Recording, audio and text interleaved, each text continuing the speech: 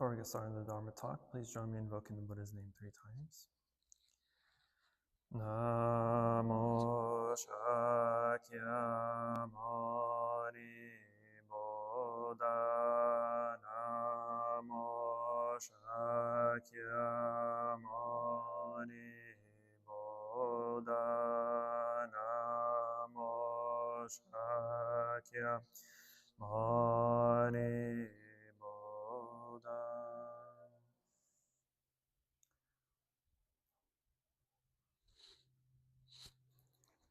Namo Shakyamuni Buddha.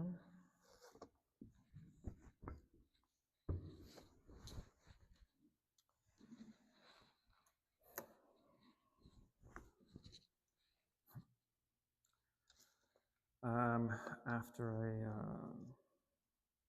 tore up everyone's world last week and my teaching,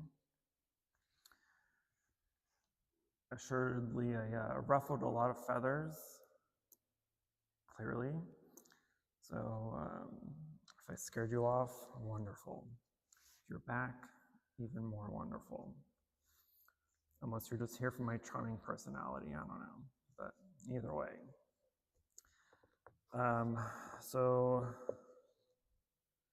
as I mentioned last week,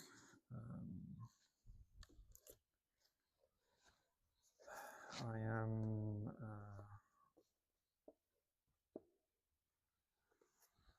overall eventually will be taking a break or stepping down from my teaching role for a while as I figure some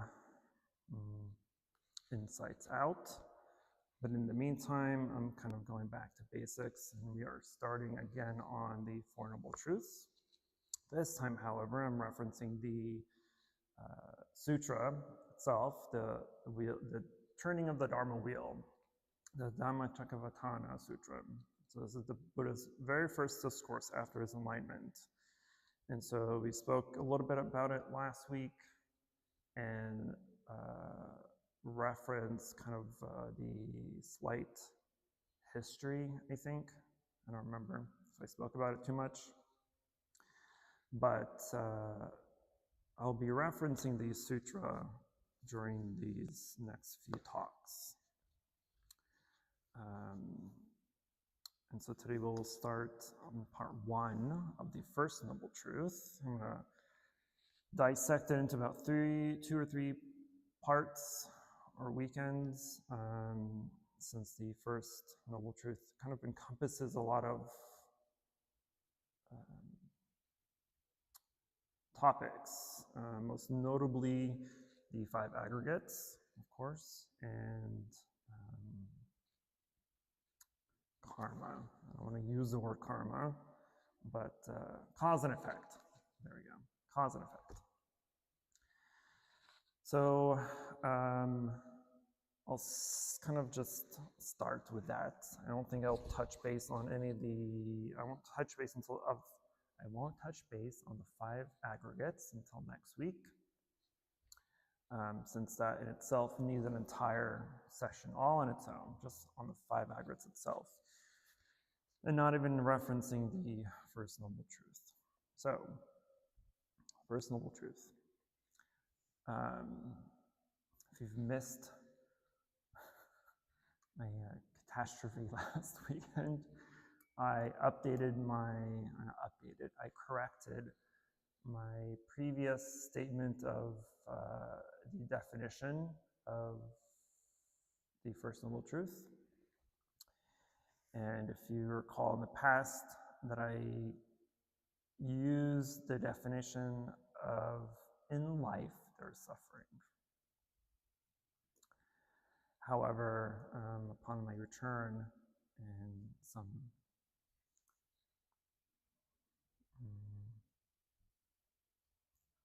scary insight, I guess, corrected that to life is suffering. That's it. Life is suffering. Whether you like it or not, life is suffering. And so I think that's what ruffled some feathers, right?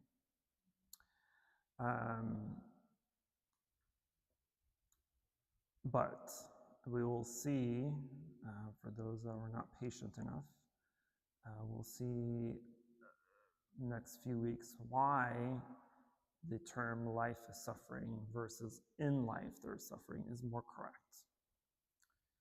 Not just from a translation standpoint, because the direct translation of, I still didn't write it down.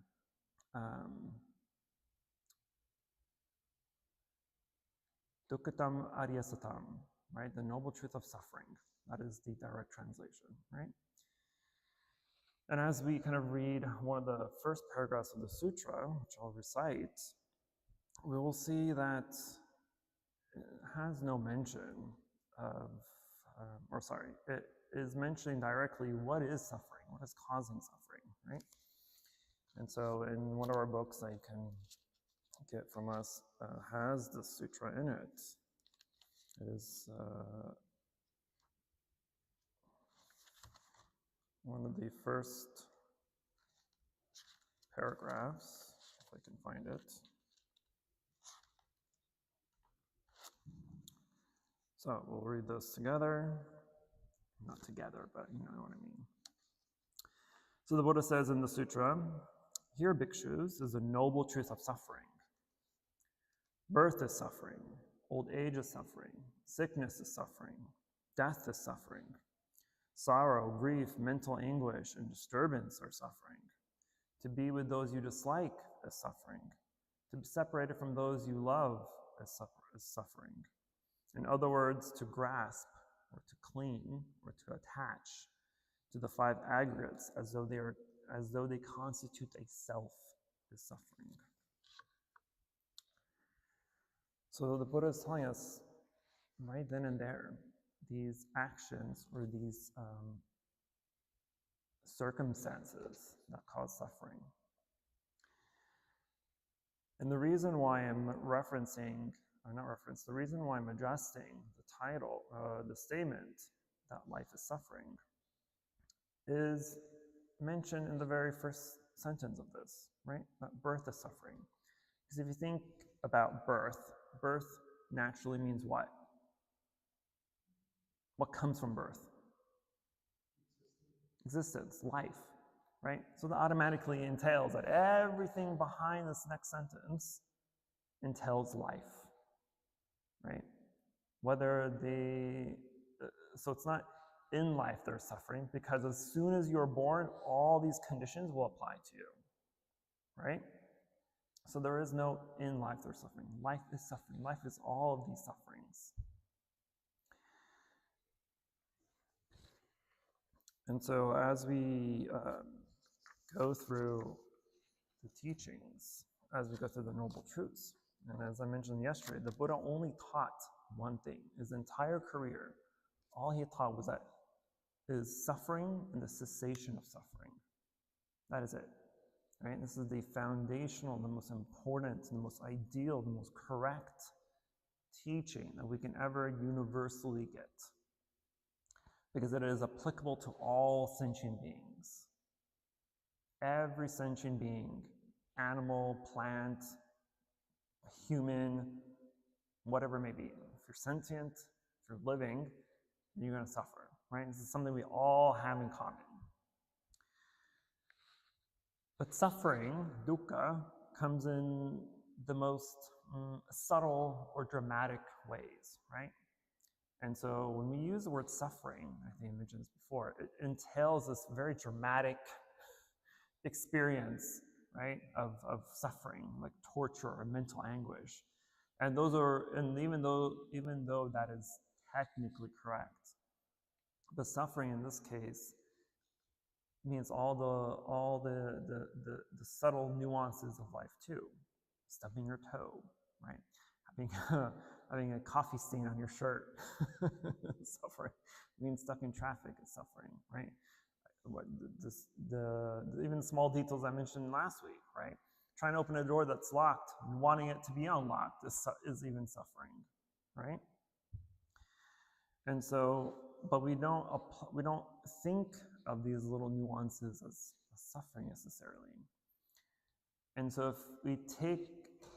if we pull away from this idea that suffering or dukkha only applies to big things and hone down to what it actually is teaching us, that essentially not getting what we want is part of dukkha, right? If things are not the way you want it to be, if people are not the way you want them to be, want them to act, want them to feel, want them to do or think or live or exist, all these things cause dukkha. And the feeling that is, and these feelings of dukkha is triggered by either psychological impressions that we have created over our lifetime, or even caused by others, right? But when we say caused by others, this is simply just an excuse to the former, right? It's because of our impressions that we've created, the perceptions that we've created in our mind, and the habits of how we react to those impressions is what causes others to cause us suffering, right? Because in our mind, we want the world to act and be and live in a certain way. But that's obviously an doable thing, right? It's nonsensical. It doesn't make any sense, right? But even though deep down we know that nothing can truly be in the way we want it to be, we still have this feeling of, but it could be. And that sense of it could be is what causes dukkha, to suffer, right? It's not even the things that are. It's not even this person isn't doing what I want them to do, right? That in itself isn't suffering, but it's the thought process of, but they could do this. They could act like this. They could think like this. They could be like this. It's that coulddness that causes suffering, right? And so as we go through the practice, these are the type of impressions we need to be aware of. These are the type of mental formations and perceptions and ideas and biases and all these other things that we need to be aware of, because these are the things that cause us to suffer, not the big things, right? It's the little things it's the continuous little things over time that then create the big sufferings, right? It's like little lies, right? You tell little lies over time, and eventually these little lies become bigger lies. And a year or 2 or 3 down the line, you don't even remember the lie being a lie. It became a truth, right? And so our little habits over time, our little unwholesome habits over time, then become bigger habits and become so ingrained in our mind that we have no ability to see it for what it is. We have no ability to see it as being unwholesome, as being wrong, as being subjective even, right?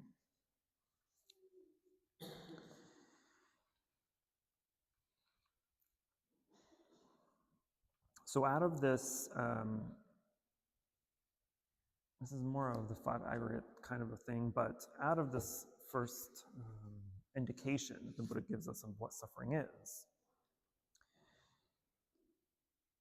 he's reminding us of this feeling of things being out of sync or out of balance, right? Because even if we are physically and mentally well, we're doing okay in life, right? Even if we are skilled, we can feel disappointed that life isn't offering us enough, right? Or that we're not making enough of it, or doing enough in the world, right? Or that there's not enough time, there's not enough space, there's not enough freedom to do those things. And we can even feel anxiety, and we do, over the state of the world, the planet, the environment, right? We want to do more. We want people to do more. We want more out of things and people. But what is the suffering in the sentence I just said?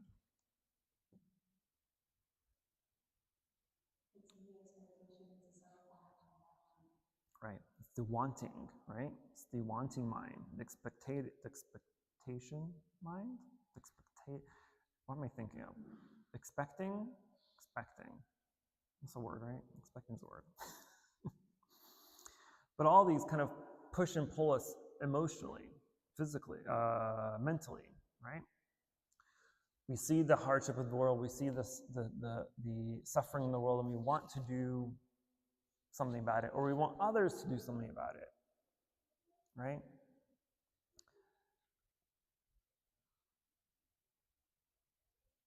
Realistically, there's really nothing we can't do.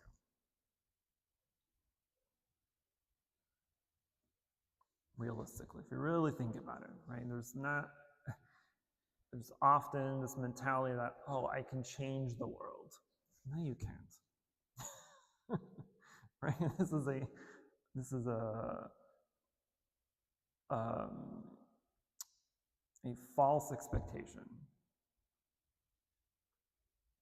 Because what is needed for change to even occur? Think of it that way, right? You want the world to change. That's a beautiful sentiment. But it's never going to happen. Why?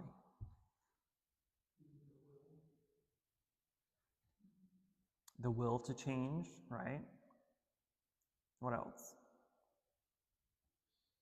People need to be open-minded to other suggestions, and most people are just so closed off. Right, they're stagnant, right, in their way of thinking, in their way of being, in their way of living. When one is comfortable, even in the midst of chaos, they don't care about anything else, right? But even think of ourselves, you can be, again, even though you're mentally and physically well, and we live in an environment that is rich and free, but yet we still suffer. People are still killing themselves or killing others, right? Is that really a place of freedom after all? Right? And even though I don't say the word desire, but even though we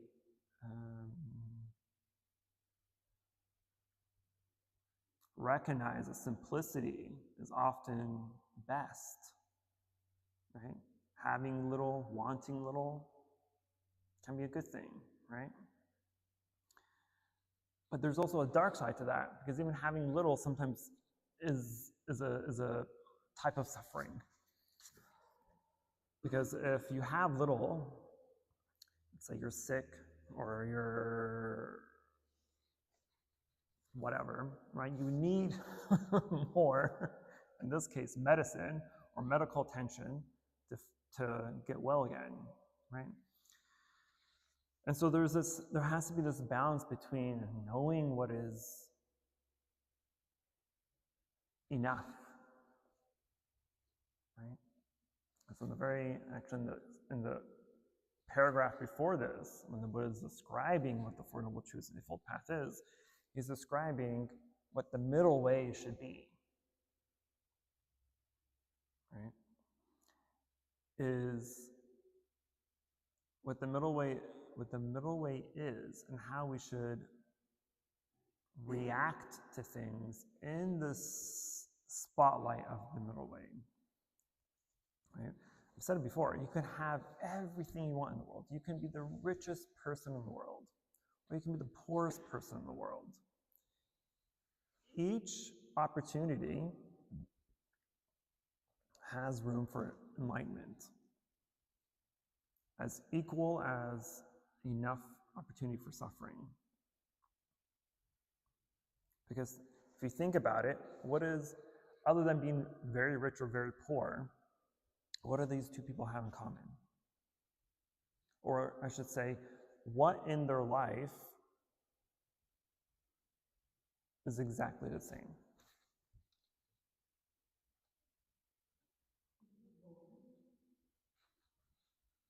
Other than being born,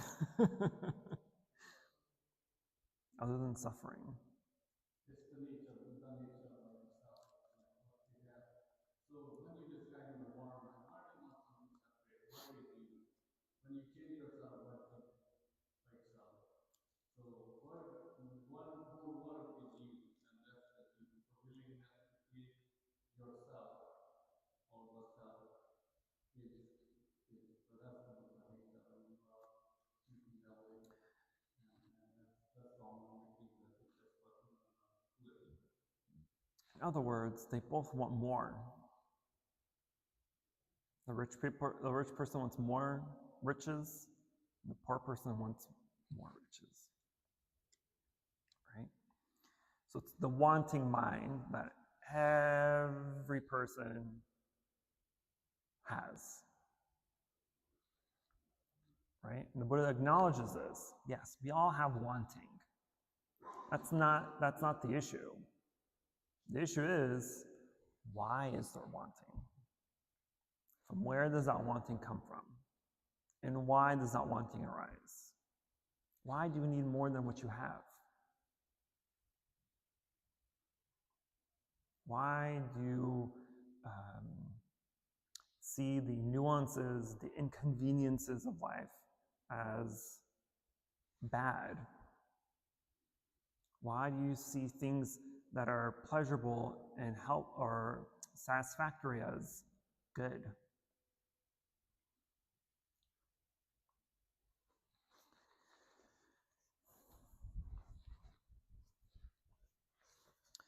So then the Buddha also describes suffering in three kind of characteristics or three aspects. Right? The first one is dukkha dukkata, which means as much suffering that is directly experienced. So this is kind of the most common suffering: physical suffering, mental suffering. Right? You stub your toe, that's physical. Someone hits you, that's physical. Someone insults you, that's mental. Right? Or even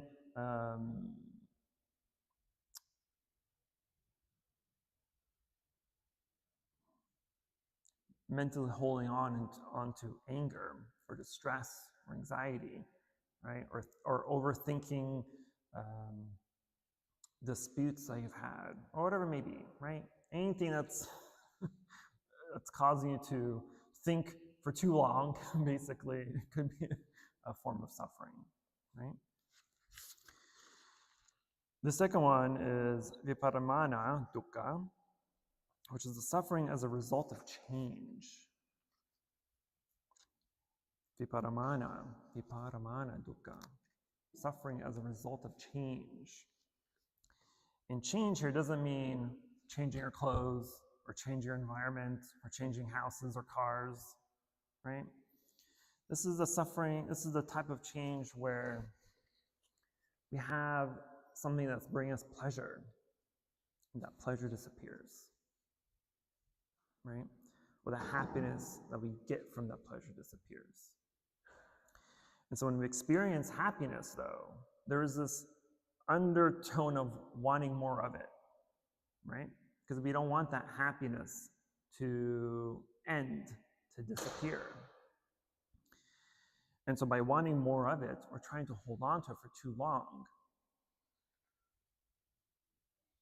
or trying to stimulate more of it, that's just going to cause us more anxiety. What can I do?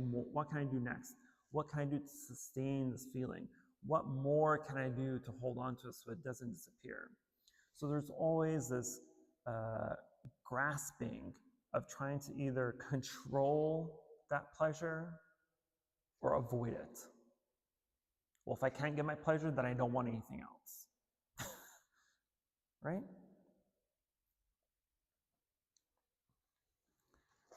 We're all subject to this. Well, if I think of my own experience, let's say I go into the kitchen because I'm hungry. Well, if I don't find any food, even though I'm hungry and I don't find any food, I'm like, you know what, I'm just not going to eat. Or you wake up in the morning, you're like, you know what, I'm so tired, I'm not even going to go to work. Or if you're feeling lazy and you're like, I know I'm going to go to temple. I'm just going to stay home. Right? This is a form of aversion. These are dumb, big examples, but think of anything else where you've changed your mind from something that it is potentially beneficial and helpful to you to something that isn't. That is a change. And in most cases, it's an unbeneficial change.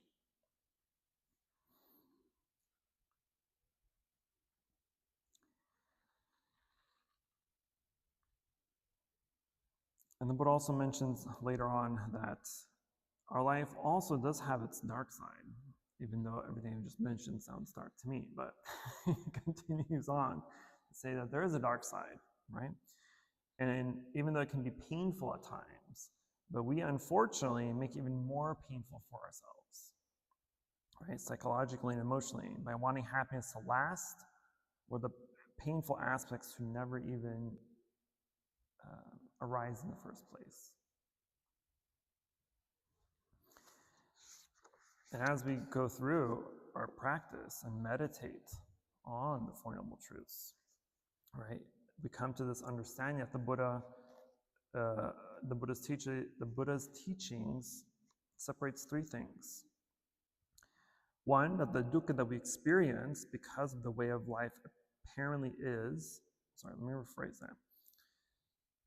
To understand that the Buddha's teaching separates the dukkha that we experience because of the way life apparently is from the dukkha that is created emotionally from not wanting things to be that the way they are, or that dukkha from assuming that or from the dukkha that we're assuming that we're unalterably bound to a life of suffering. So essentially, he's saying that we experience dukkha from the way life is, from reality, the reality of life that there is suffering, right? Whether you want it to be there or not, that there is suffering. That we emotionally suffer because we want things to be different from what they are, right? And so even though we see life, the reality of life as suffering, we don't want it to be a suffering. We want it to be something else. We want it to be more satisfactory to us. And then from thinking that the suffering is a permanent situation, that we're stuck in this life of suffering no matter what. And even though I mentioned last week that suffering is the baseline of life, even as an enlightened person, suffering is going to exist, right? Suffering doesn't go away. It's like breathing air, right? Think of air as suffering. You can be in an environment where the air is pure and clean and it's perfectly fine and you're living comfortably, breathing. Or you can be in a situation where the air is toxic or smoky or unclean, right? It's still air, it's just unbreathable or it's uncomfortable to breathe, right? So that's the mentality of someone that is suffering. That's the mentality of someone that's unenlightened. They're in an environment of suffering and they can take hold and accept it as is, just air. Or you can be like, oh, this toxic environment is just all there is. This is how life is, and I'm going to hate it, and I'm not going to do better. I'm not going to try to clean this air or purify this air. It's just how it is.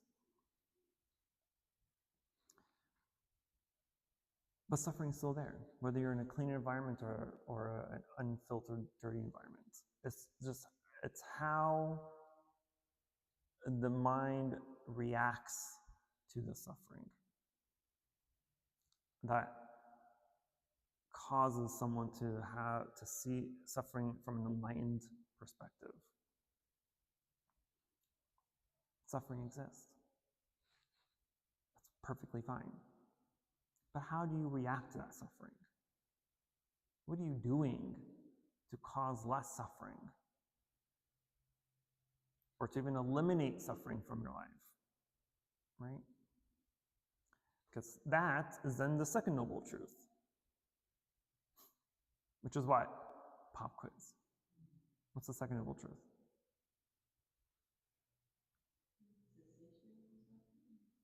The cause of suffering. That's the third noble truth. The second noble truth is the cause of suffering.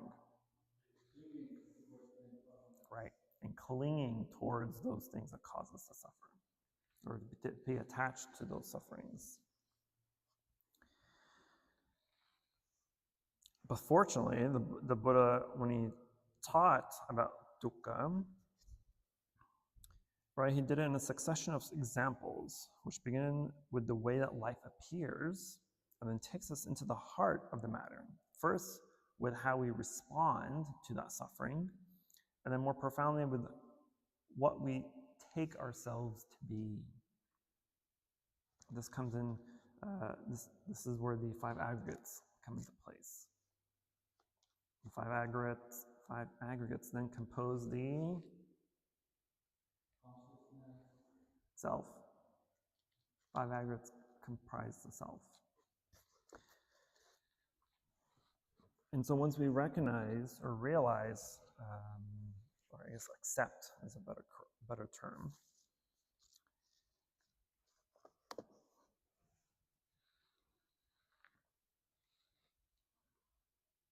accept the circumstances of what causes the five aggregates to pulsate, basically, and we see them for what they really are, then it becomes easier to accept things for what they are.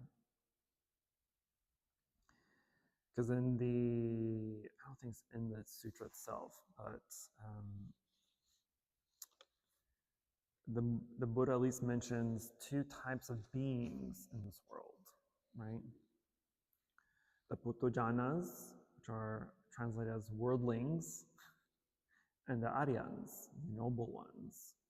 And so the Putojanas, right, are those to the multitude, where the eyes still have a little bit of dust because of the defilements of the mind, right? They can't see clearly the truth of reality.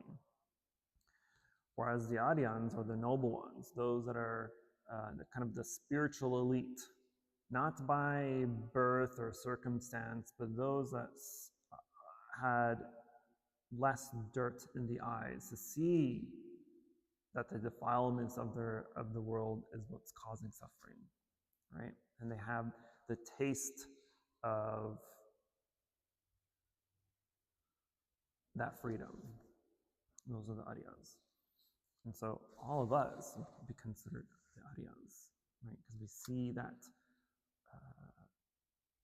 reality behind the suffering and what causes suffering. Well, maybe not what causes suffering, right? Some of us may not be there yet, but you have the concept, you have the roadmap, you have the blueprints, right? And that's mostly all you need. Oh, I didn't go over the third type of dukkha, right? So there's a dukkha dukkara, right? Which is the suffering, the suffering we get from our experiences. Vipamarana dukkha, suffering result of change, and the sankhara dukkha. This is the suffering inherent in all conditioned states. It refers to the formations in the sense that everything stems from conditions, right? From causes and effects. In other words, impermanence. Seeing that things are impermanent, seeing things as permanent is the sankhara dukkha, right? The type of dukkha. And this one's a little bit more,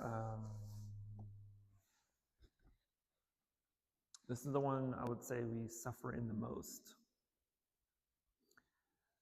Because this is where the circumstances of how we want things to be come in place most often. This is where we are running after things that bring us pleasure and avoiding those that bring pain, right? And those that do bring us pleasure and happiness, we are continually wanting more of it, trying to obtain it more, trying to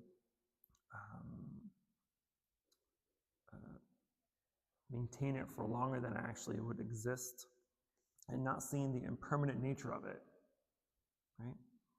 That's why we're continually going over or going after things that we want or things that bring us pleasure or satisfaction. And the idea or the concept or the false perception of thinking that as soon as this happiness of this tea ends, right? Because drinking this tea tastes great. And as soon as you finish it, you want more of it.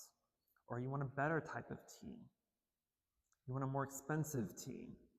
You want a higher quality tea, right? This tea specifically is from like the highest mountains of Vietnam. Like you really can't get any better than this type of tea.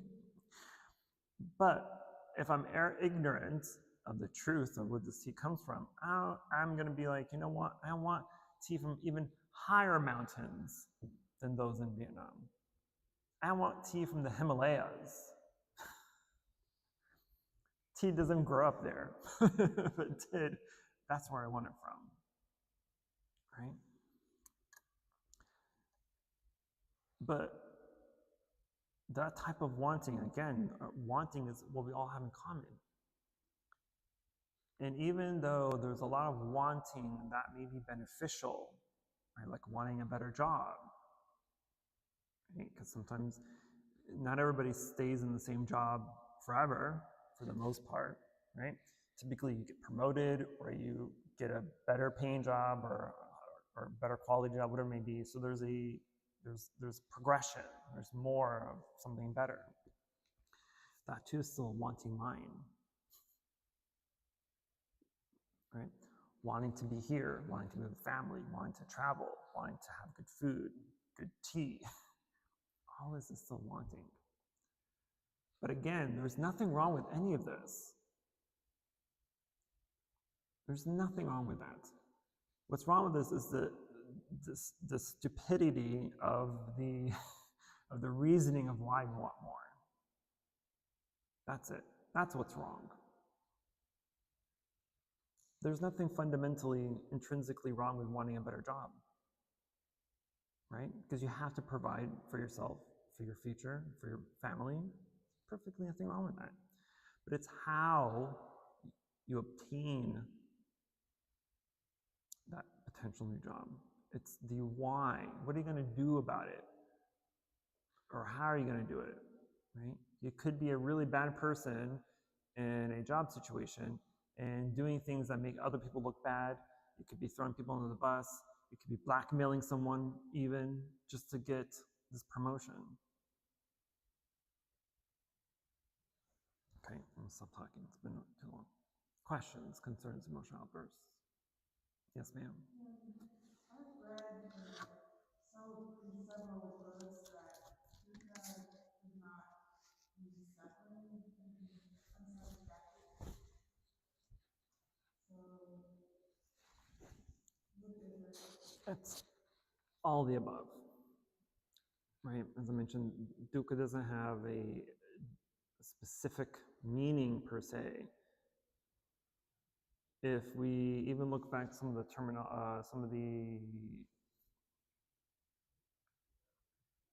what's the word for the history of words called? Etymology. If we look at the etymology of dukkha, right? There's very many references in the sutras where it means the going against the wheel, right? So the wheel's moving forward, but it's trying to move backward as it's moving forward. If that makes sense, right? So instead of going this way, it's trying to do this. That's what dukkha is. So it's the going against what is.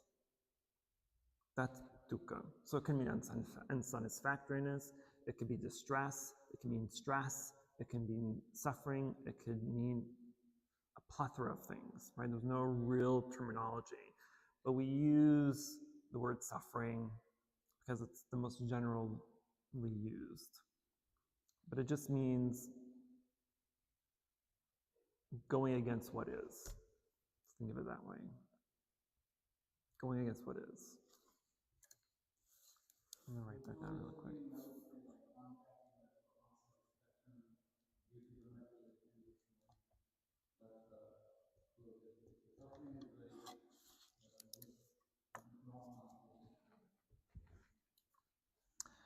Yeah, except for a while, I never used the word suffering for dukkha. But now I'm kind of in love with the word suffering. And I say that for several reasons, mostly what I've mentioned already or last week. But I think suffering is an appropriate word. It's not right, it's not wrong, it just is. Even this, what is correct, that is suffering. You asking what is the right word, that too is suffering.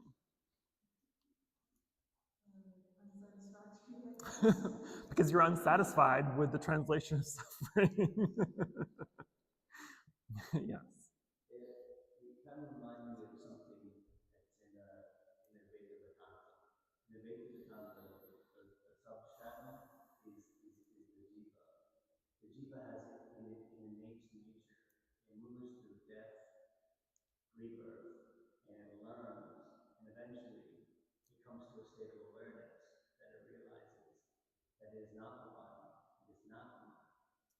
And upon this realization, and upon death after this realization, is moksha for the Veda Vedanta, is moksha, liberation.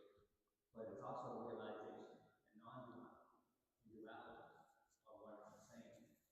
And what remains to get to this is coming from a place of unattachment, realizing that you are empty and you are full in the same sense. So what you have to question is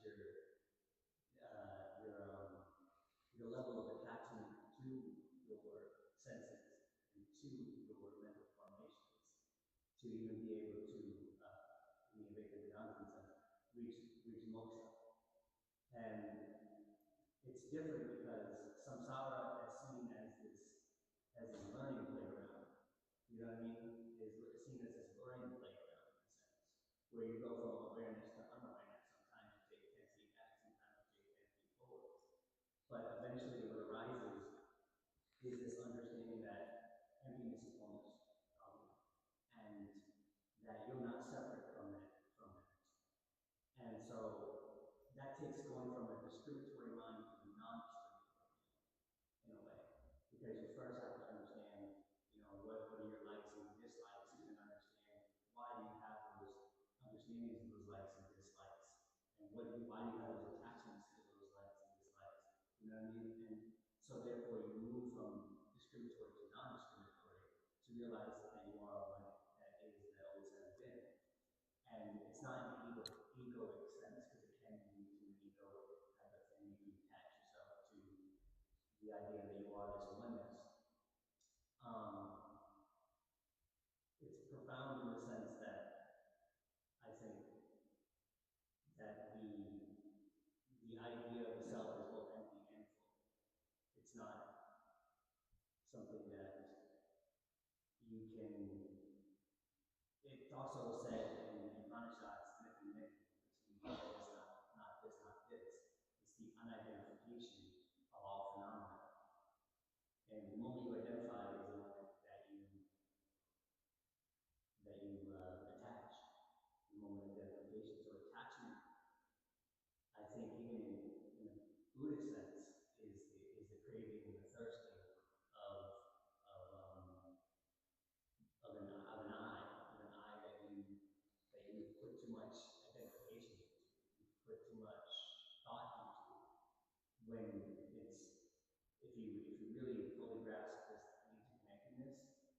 then it's just, from my, I mean, from this Advaita Vedanta view, it's just that oneness that always is and always will be. And that's a profound thing because everything seems to serve a level of a function in a way. So I probably talked too long. Yeah, it's logical concept because Veda and like those are very complicated, very not complicated, very those are made for scholars and researchers or people who did. It's very hard to understand for the layman people. It's probably saying same thing. Buddhism is very simple version of explanation things and uncomplicated. The same thing, but like people say no self, but it's saying very complicated words and complicated terminology which Vedas do, and it's Buddhism is very simple, and so there is permanence and there is no self, and sometimes they contradict each other, but when you understand deeply, then you say, okay, it's the same thing. So there is no self of attachment to these impermanent things is interconnected. But Veda is almost like also Veda is very since our we have to understand all the terminology to even and none of us could understand like those complicated terminology like definition and all. But yeah, I have to study and understand and but Buddhism is very simple and very practical. One of the main things I love about Buddha is the compassion and the compassion to ease suffering, because that is the most beautiful thing you can offer the world. Well, I will be happy with something I'm about to do in a couple months that you'll read and probably either disown me or think I'm the most brilliant person you've ever read. Yes, Miss Stephanie. Yeah, I was saying like I'm researching on the like, suffering or dukkha with respect to all the religions, and each religion essentially said the exact same thing, including Buddhism. So, like for example, the Christianity says the dukkha is due to sin. If you are sin, like Catholic or any Christianity, it is sin, and it's temporary. It's gonna but it's gonna go into heaven or hell based on what sin you did. And Islam, which says, okay, yeah, this is just a test. There's a dukkha is inevitable, but suffering is inevitable, but this is just a test. This is Allah's test. And Quran is the Bible version. And it says, okay, because it's temporary, it's going to go away, but otherwise, when He is merciful and He do that, then you can go to Jannah or Jahannam or whatever, like your version of hell and hell. And Hinduism is like one way you understand it is same thing as based on karma, you bad karma, that's how you know bad karma can have good things like good karma for the less good Buddhism touches a little bit on karma, but mostly it is about impermanence and attachment. Like you cling to it with attachment, and that's what you and the other religion is very like profound, Sikhism. They say the dukkha is because of ego, your ego, because you are just not surrendering yourself. Once you surrender, all of that is gone. So it's a different way of defining dukkha, but essentially all the same thing. So there's a dukkha in the life, but you can overcome one way or other by having your ego, which is like defining thinking no self, and you have understanding of no self, how you need to be able to do that. So what do you have to say about that? I have nothing to say. Nothing to say to my answer.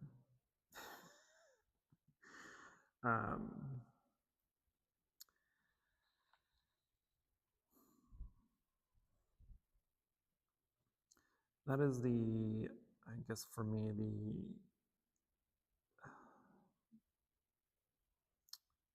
why the practicality of our practice makes the most sense.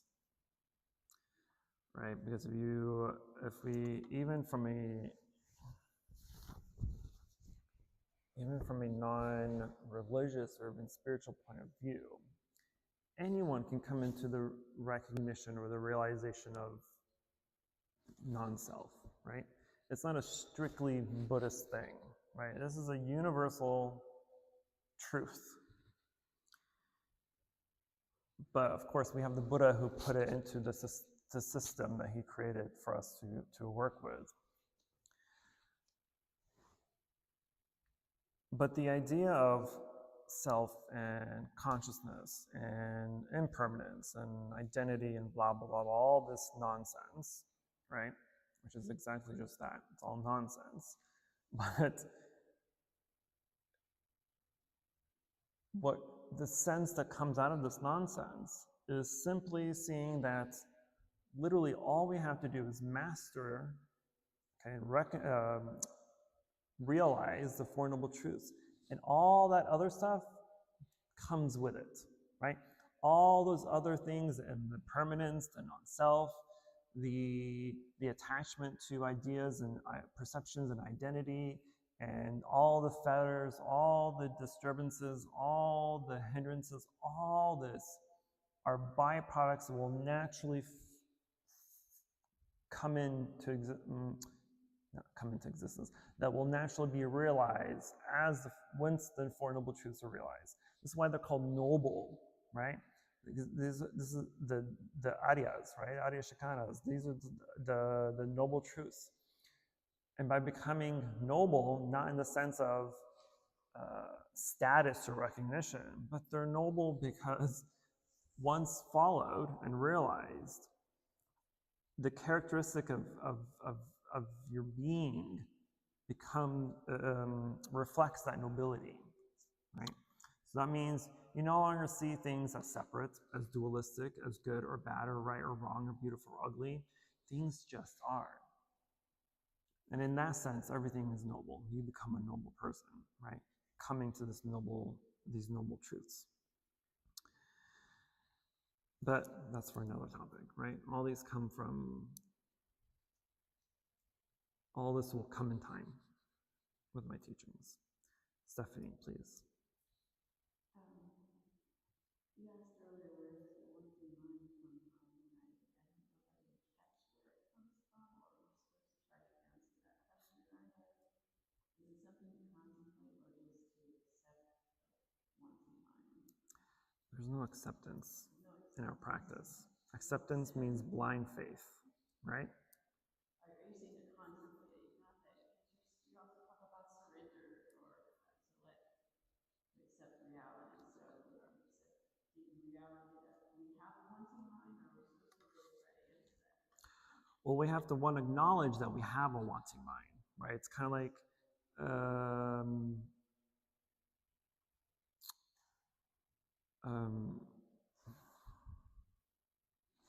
what's the word? When you're trying to talk to an addict, right? And what's the word I'm looking for? Intervention, right? Think of an intervention. You have to give yourself an intervention, basically, right? And what is an intervention? An intervention is trying to get someone to recognize the danger in what they're doing. And so there's a danger in the wanting mind, potentially. So we have to acknowledge that there's danger there. Then we have to ask, where does the danger come from? And why does the danger exist, right? So yes, one, we do have to accept just at base level that we have a wanting mind, right? And then from there, we continue on with the contemplation. And then, do you have an answer for that yourself? My wanting mind is not the same as your wanting mind. So even if I give you an answer, no. Our entire practice is 100% experiential. 100% experiential.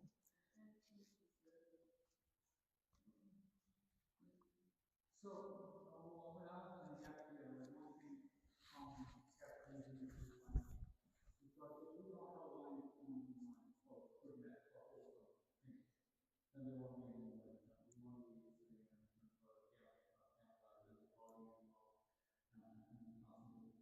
So there won't be any inventions like when you do one in mind. One in mind is needed there for both things. One in mind for giving is not good. Like one in mind for something, mind collecting or hoarding or doing something, nothing is bad. Or like one giving something, hoarding is like clinging money. So that's the suffering there, like we are clinging for nothing. And you want to hold on for permanence without wholesome outcome. The wholesome outcome means like something we are doing for good for community, like maybe like good fun, good for community, good for the world. So that one in mind is building that lessen the suffering, and the lessons of suffering. And I think that's the first thing the Buddhism is trying to teach. We have to be wholesome. One have wholesome one in mind, not the unwholesome one in mind. So the question is really helping you to try to investigate your own mind, not that you're, because it almost, the question almost seems like something that's beyond humanity. Something you put the one in mind there, but you were asking us when you use this question to investigate. Correct. It's Correct. There. It's there. Your answer is there somewhere. Right? yeah, I always see like the perspective, like sometimes what one of things is causing harm to me or anybody else or the society. That one in mind is wrong. If it's doing good to me, to the society, to everybody, to wholesome thought, that is good. So that's the balance. If we do one in mind checks all the time, there's like fight and fight situation, like you're not seeing the things as they are, and that is the cause suffering all the time. I think that the Four Noble Truths helps the person get to a position of unattachment. The Eightfold Path helps a person cultivate the awareness to get to a level of compassion. And to be able to use expedient means is to be able to apply compassion where it needs to be applied, but also remain in a place of detachment as well. Because if you become attached, you become emotionally invested, and all these other things follow. So that's why the Four Noble Truths, the Eightfold Path. Wonderful. We will end there. I'm out of time. Way out of time. Please join me in invoking Buddha's name 3 times and we'll do a chanting. Namo Shakyamuni Buddha. Namo Shakyamuni Buddha. Namo Shakyamuni Buddha. For any positive karmic action we've accumulated here today, we wish to transfer the merits to all sentient beings and wish them full enlightenment. Namo Shakyamuni Buddha.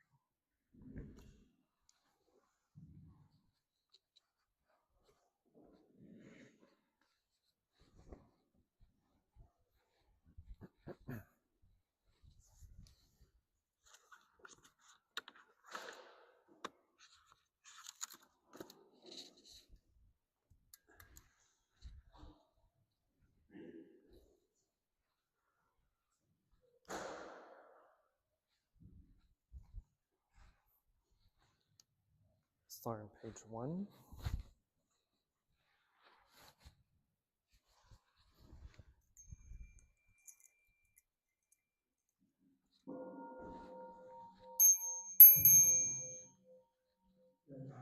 Incense in the censer now is burning, all the Dharma realm in every place, auspicious clouds appearing, our sincere intention thus fulfilling, as all Buddhas now show their perfect body. Homage to the incense cloud canopy, Bodhisattva and great bodhisattvas.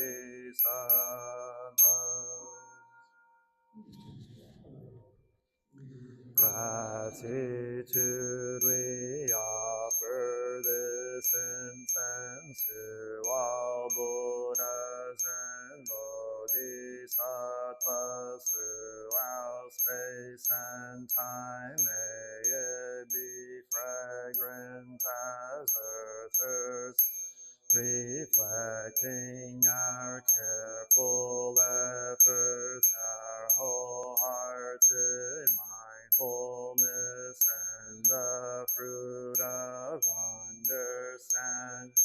Slowly ripening, may we and all beings be companions of Buddhas and Bodhisattvas. May we awaken from forgetfulness and realize our true home.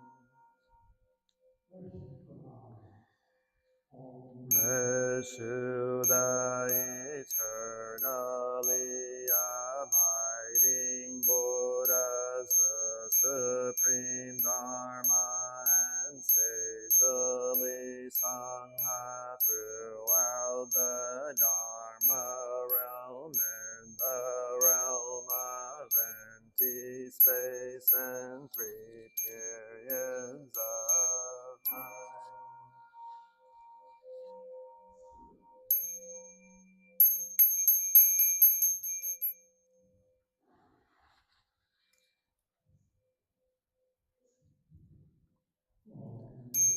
To the fundamental teacher Shakyamuni Buddha Maitreya, honored future Buddha Manjushri, great wisdom Bodhisattva, universal great Khan, Bodhisattva, all Dharma guarding Deva Bodhisattvas, and the glorious mountain assembly of Buddhas and Bodhisattvas.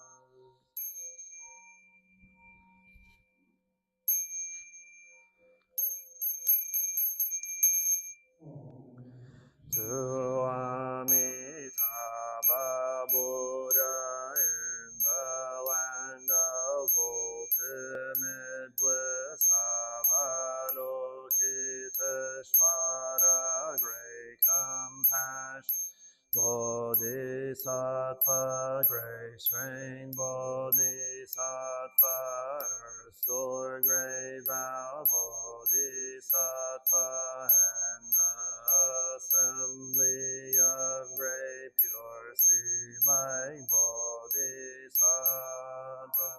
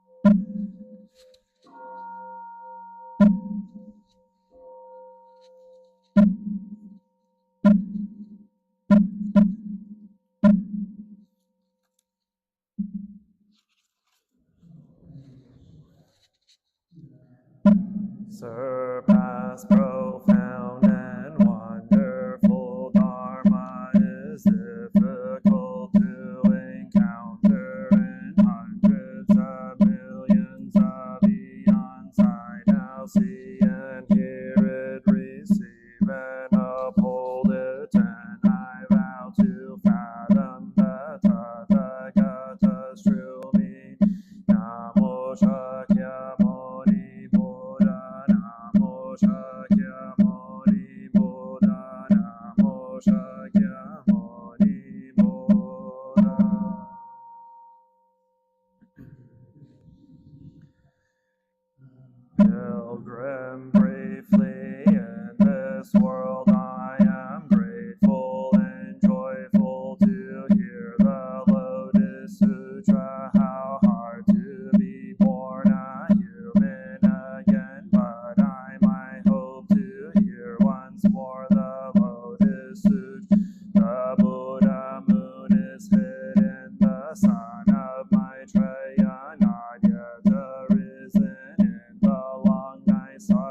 lotus in between. Only the Lotus Sutra sheds its light, the wonderful Dharma of the Lotus Sutra. Whoever copies it, reads it, lives it, they say will be called preacher of the fivefold Dharma, with his 6 roots cleansed in that. He who chants the Lotus Sutra is guarded by a heavenly host. He wanders the world without fear like a lion king. Namo Sadharma Pundarika Sutra. Namo Sadharma Pundarika Sutra. Namo Sadharma Pundarika Sutra. Please go to page 56.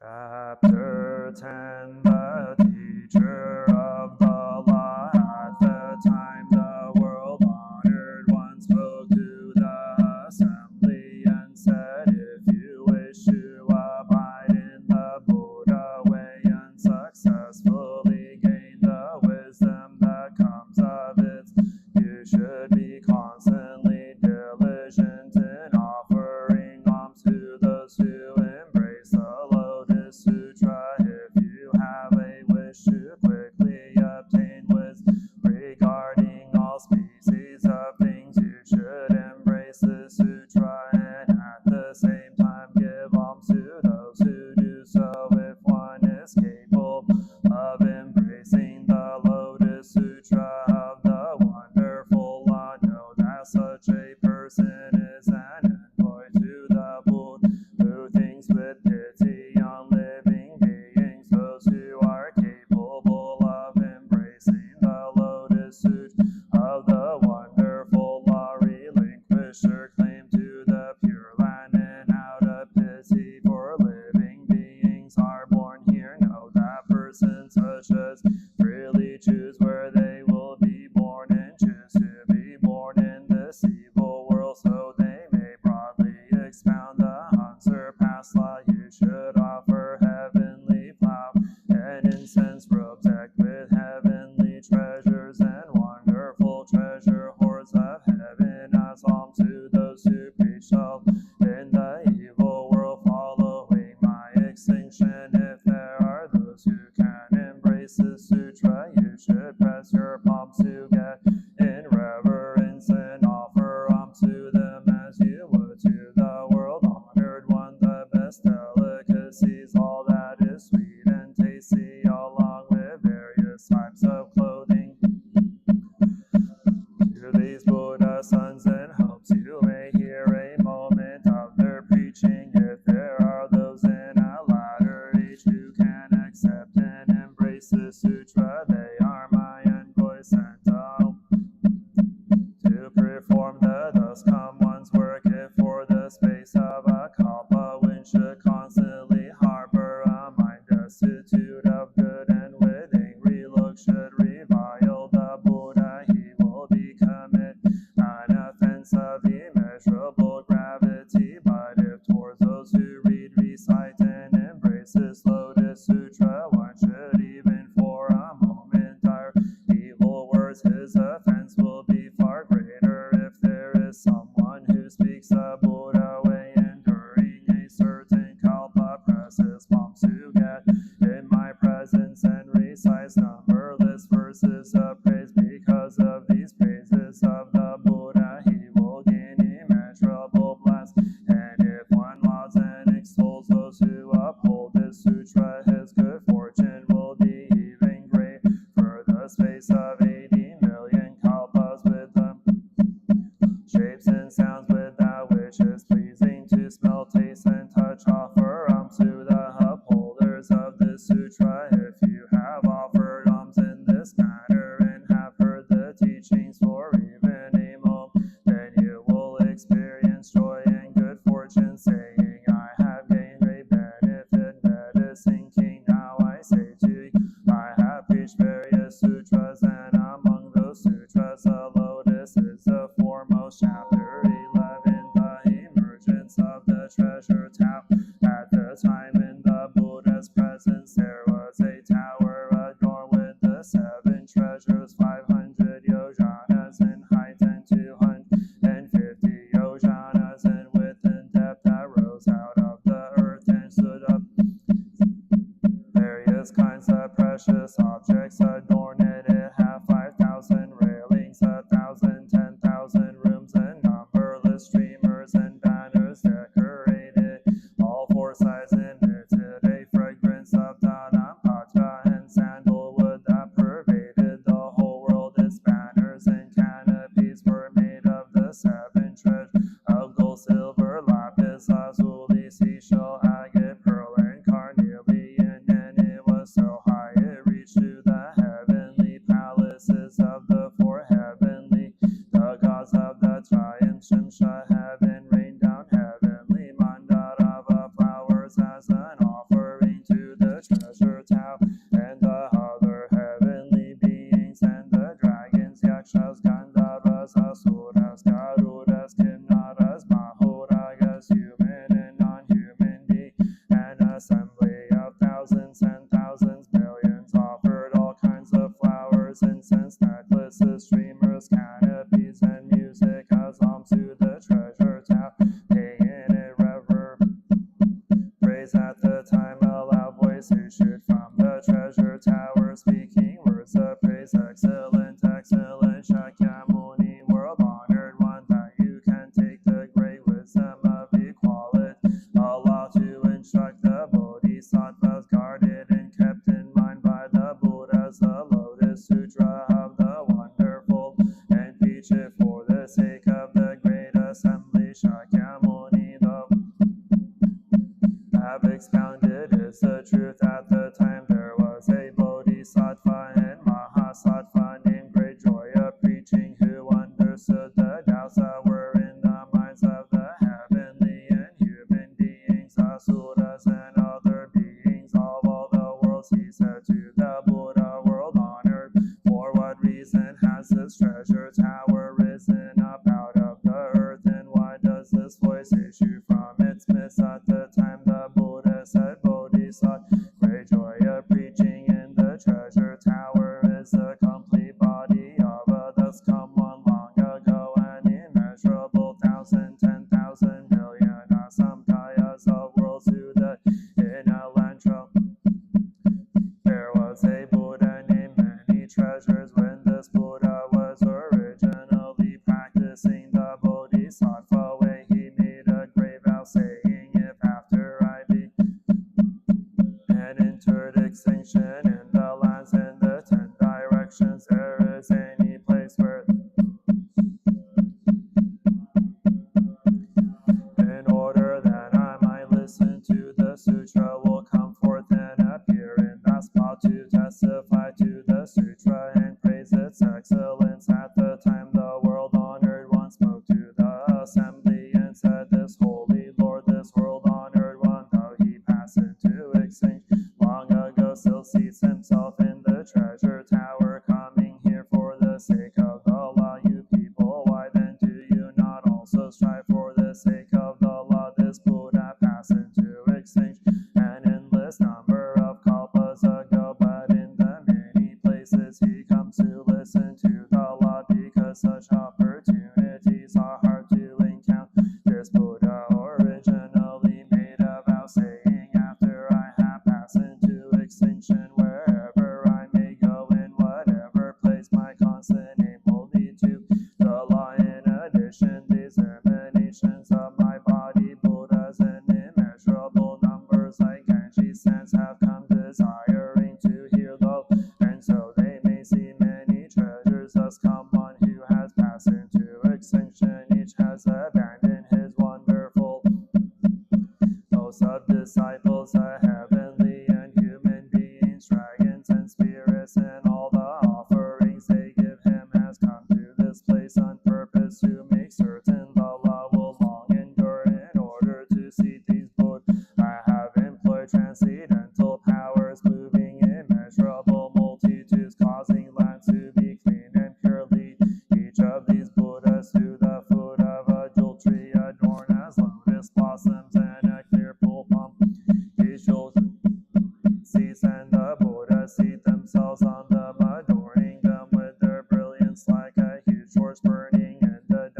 stillness of the night, a wonderful incense exudes from their bodies, pervading the lands in the 10 direct.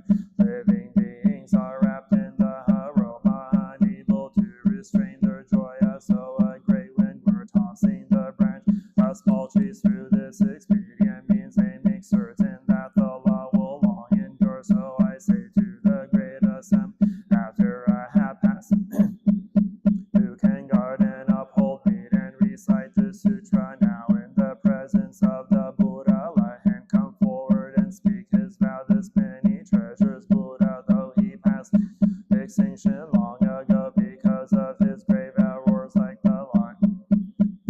Thus come on, I myself and these emanation Buddhas who have gathered here surely know this is our aim, to love the Buddha who can guard the law. Let him make a great vow to ensure that it will long endure. He who is capable of guarding the law of this sutra will thereby have offered alms to me into many treasures. This many treasures Buddha, dwelling in his treasure tower, journeys constantly throughout the 10 direct.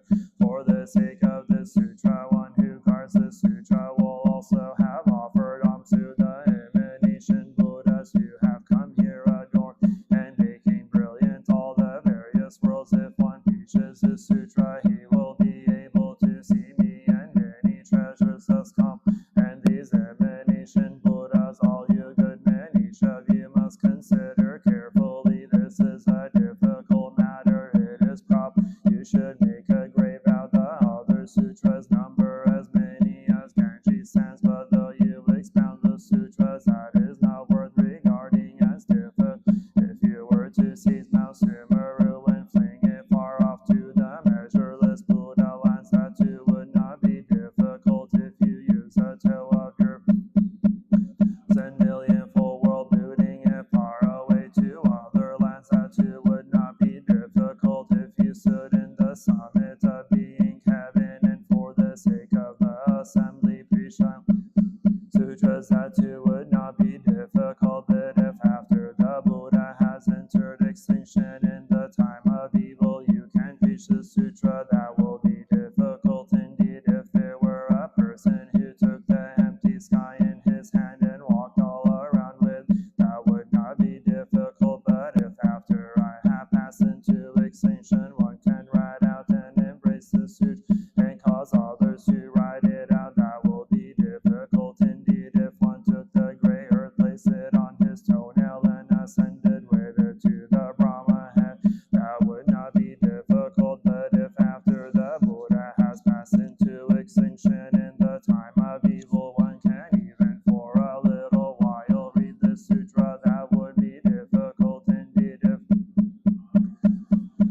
of the kalpa one can load dry grass on his back and enter the fire without being burned, that would not be difficult. But after I have passed into extinction, if one can embrace the sutra and expound it, that would be difficult indeed. If we embrace the storehouse of 84,000 doctrines, the 12 divisions of the sutras, and expound it to others, causing listeners to acquire the 6 transcendental powers, so one could do that, that would not be difficult. But after I have entered extinction, if one can listen to and accept the sutra and ask about its meaning, that would be difficult. And if a person expounds the law, allowing thousands and thousands, millions, immeasurable numbers of living beings equal to Ganges sands, to be arhats endowed with the 6 transcendental powers, so one might confer such benefits, that would not be difficult. Third extinction, if one can honor and embrace a sutra such as this one, that would be difficult indeed. For the sake of the Buddha, weighing immeasurable numbers of lands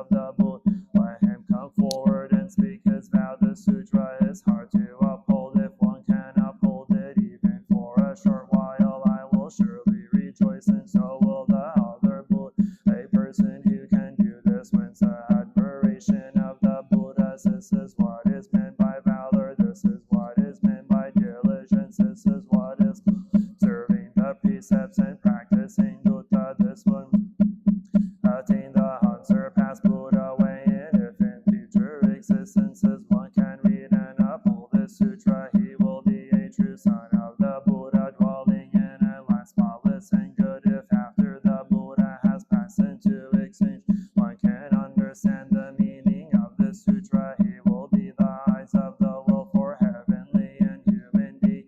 If in that fearful age one can preach the sutra, even moment he will deserve the receive alms from all heavenly and human beings. Please go to page 171.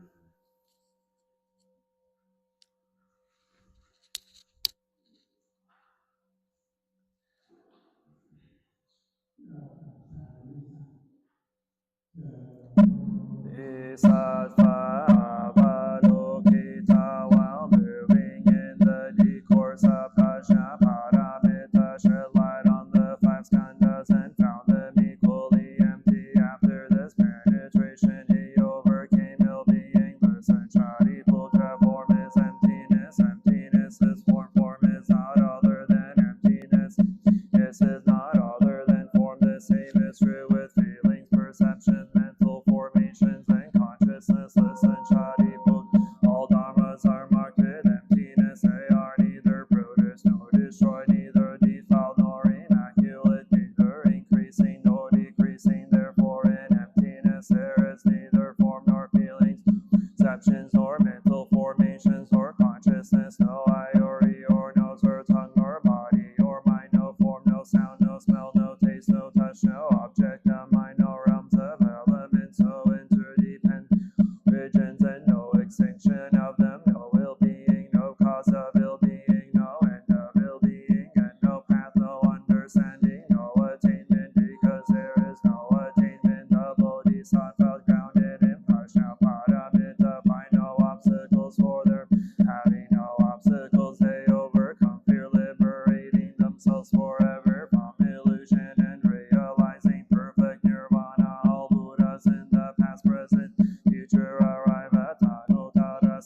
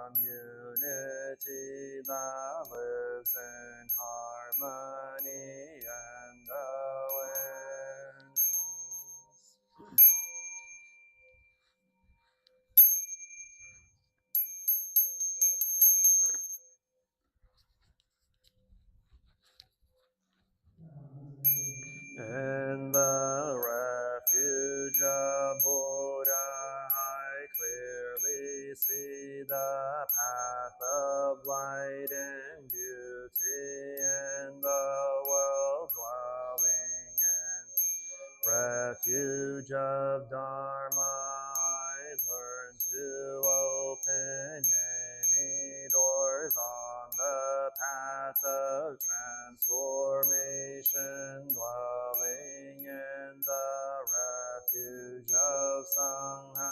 Shining light that supports me, keeping my practice free of obstruction.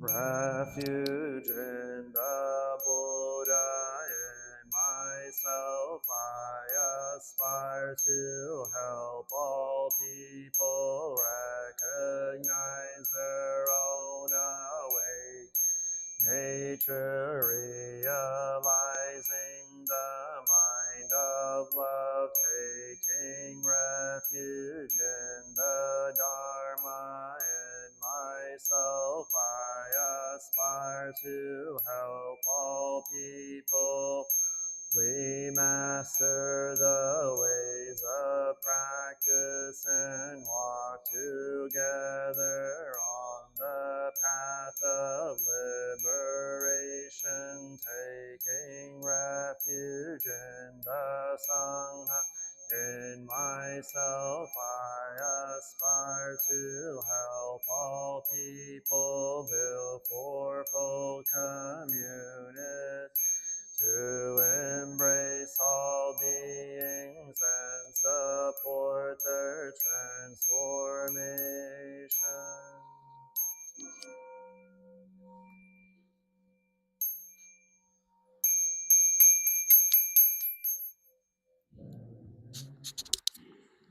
Citing the sutras, practicing the way of awareness, gives rise to benefits without limits. We vow to share the fruits with all beings. We vow to offer tribute to parents, teachers, friends, and numerous beings who give guidance and support among